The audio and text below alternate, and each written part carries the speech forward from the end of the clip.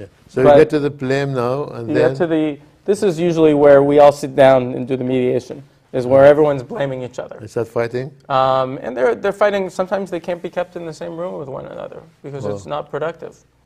In which case, I have the option of separating out the parties and going to them emails to individually. each other. Sometimes I just caucus, is what it's called, from one room to the other. Okay. Intermediary. I move from one to the next. But at some point, they begin to see what it is that the other person is thinking, what the other person did wrong or what the other person did right, what they did wrong. And they have a better understanding of the whole situation.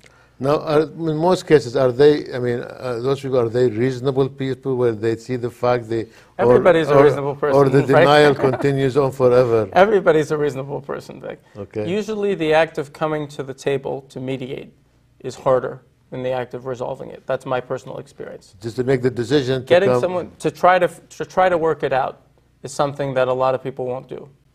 Because they're so stubborn, or this has gone on so long, or they believe the other side's unwilling to move. And they go to court. They go to court, and they end up spending a lot of money and getting a result that somebody else, decides. So now we are in the blame, and then we start seeing the light at the end of the That's tunnel. right.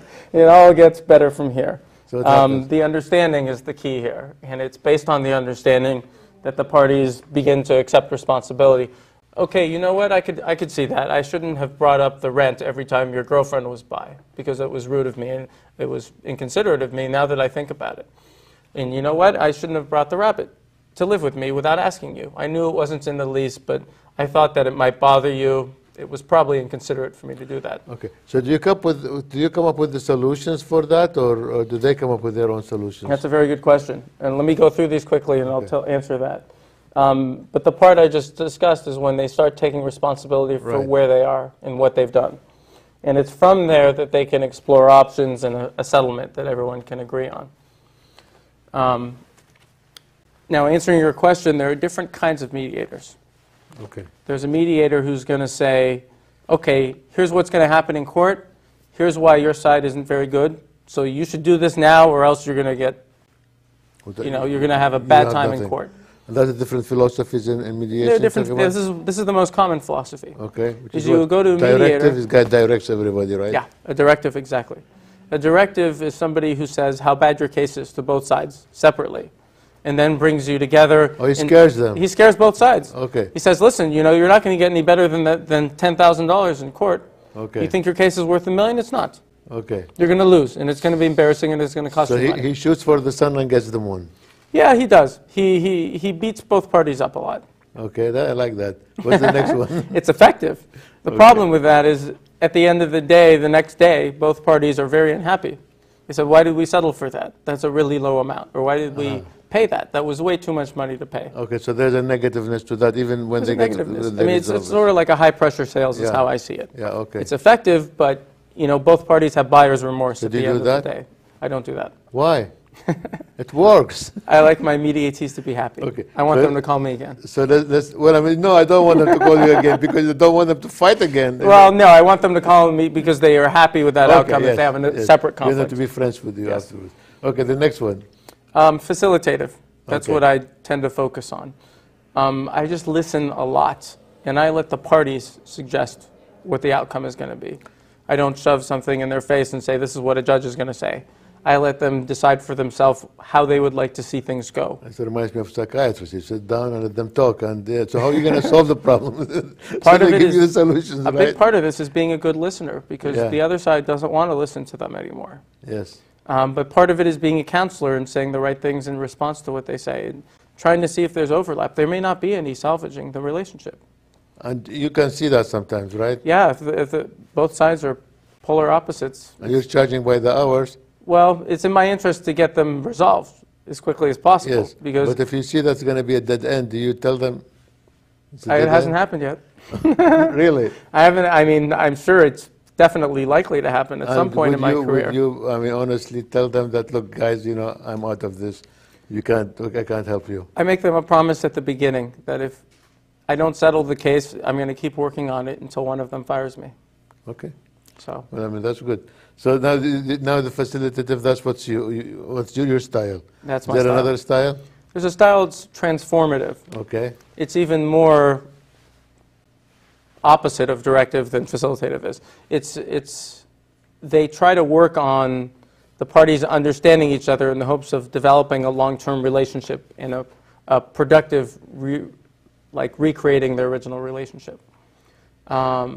It's about the other side's working together with you again, with each side working together again, the way they used to work together. So I mean, I'm sure for each case you decide how to handle it. Yes, and there are bits and pieces of each style that you can bring together.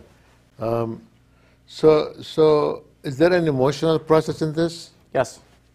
There's an emotional process for the mediatees, and there's one for the mediator as well. But so let's start each one. This is the process that they go through. This is, there's a lot of hostility on this side, and negative feelings, and it's not until they listen to the other side and begin to understand. We've gone through it quickly, but this is the emotional, I would say. And sometimes here there's crying, and sometimes there's a big breakthrough.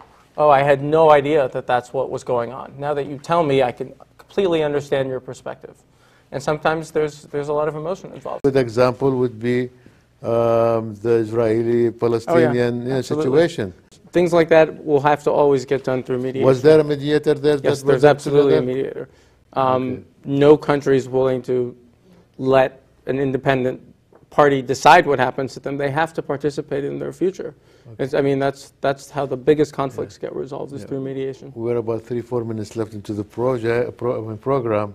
I mean, I just gave an example of politics, but how can mediation help the viewer, Well, a couple of things is you want a mediator that understands you. I'm Egyptian American, that's one thing that I can offer viewers generally, but if you pick any mediator in the world, you have to make sure that you can connect with them. Because if they can listen to you and understand you, then any conflict that you have has a lot better chance of getting resolved.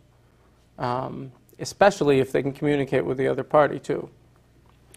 So communications among people, that would help them mediate their... Okay, the average person, would he or she be in a position to say, hey, I'm really not listening, or, I'm the guy or the person, the reason for this conflict there, maybe I should listen more. I mean, how do we get people to really realize that sometimes they cannot be correct all the time and everybody else is wrong? One way to do it that I had done to me in part of a class I had taken one time was 2 people came to me and they were acting. And one of them said, the first bag has the green ball in it. And the second person said to me, you know what? The green ball's in the second bag. And he looked shifty. He went like this a lot. And they were both acting. And it was up to me to learn how to think like a mediator. When you open the bags, they both had green balls in them. But the idea for me as a mediator is to believe both parties and to see things from a perspective that makes everybody happy, where everyone's being honest, despite that they definitely have an apparent conflict. It's a way of thinking at things from a different perspective. Okay. Now, for the viewers, if they want to learn more, are there websites or resources that we could refer them to? There's plenty of websites. Mediate.com is a great website. It has links to all kinds of information. And my website, Salama.com, talks about the different areas I specialize in and a little bit more about facilitative mediation. Okay. Now, before we close the show, we've got about a couple of minutes left. Do you have any advice to the people who are having problems right now, besides calling you to resolve them for them? Calling any mediator, that's the hardest step, in the process, is getting to the point where they want to resolve it, where they're taking a step to help their problem. That's the hardest thing, because it's really easy to do nothing and let the conflict continue. That's what they've been doing for a long time. And after a while, it begins to wear on people. Okay. Taking the initiative to make a change is the hardest thing. It's always been the hardest thing.